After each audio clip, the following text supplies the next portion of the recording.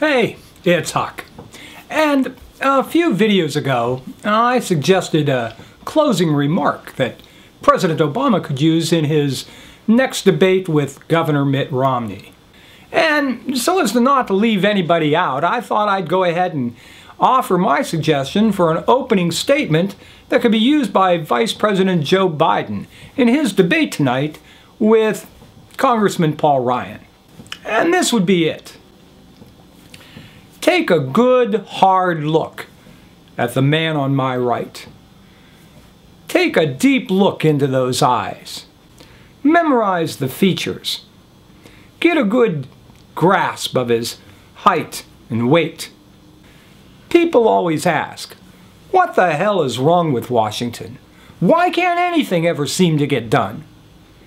Folks, take a good look at Paul Ryan, because that's your answer.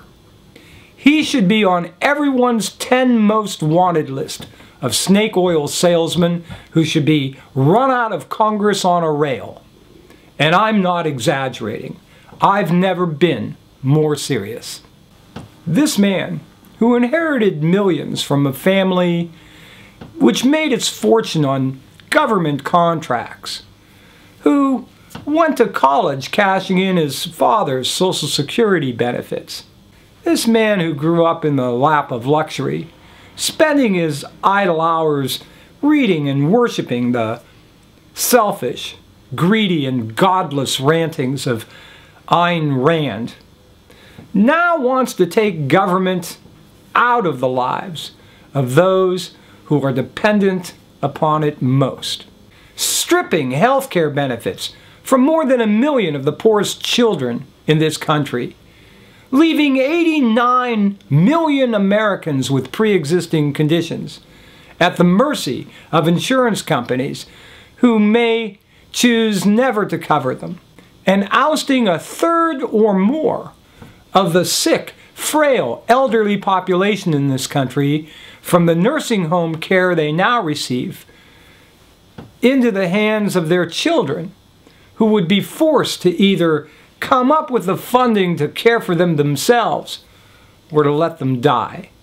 The Romney-Ryan Medicare plan means that those 55 and under today will never have the guaranteed medical care coverage that seniors enjoy today. Medicare, as we know it, will be left to go bankrupt, meaning that seniors 10, 20 years from now will be left with a voucher good for maybe half the cost of a policy that at least 1/3 of Americans won't be able to use because they won't have the income to pay the other half. And guess what, folks? You'll be on your own. And I'm not exaggerating. I've never been more serious. This man has led the effort over the last 3.5 years to vote down every single jobs proposal that has come through the halls of Congress. Not because they wouldn't work, but because they would. And he couldn't stand here now and blame the president for failing to get things done. And while this man and his party were busy for the last 3.5 years rejecting every jobs proposal in Congress, how many jobs initiatives did they introduce? None. They were too busy writing bills that would make using birth control a crime, that would ban abortion even in the case of rape victims. Since this man, and take a good look at him because looks are deceiving, since this man first entered Congress, he has introduced no fewer than 38 bills that would restrict a woman's right to make her own health care decisions. Bills that would allow the federal government to force humiliating and invasive procedures on women against their and their doctor's consent. Yet this is a guy who says that government is too big and should get out of the way. Well, I guess in his world, that only applies to men. Rich men. Paul Ryan is hailed by members of his party as a policy wonk, a numbers guy. Yet ask him how he can justify holding on to the Bush tax cut policy when they've added $1 trillion of debt to this nation with no resulting job creation as promised. Then ask him how he can justify multiplying that failed policy by 5 by pushing through even more massive tax cuts for the very wealthiest people in this country who don't need it and haven't asked for it.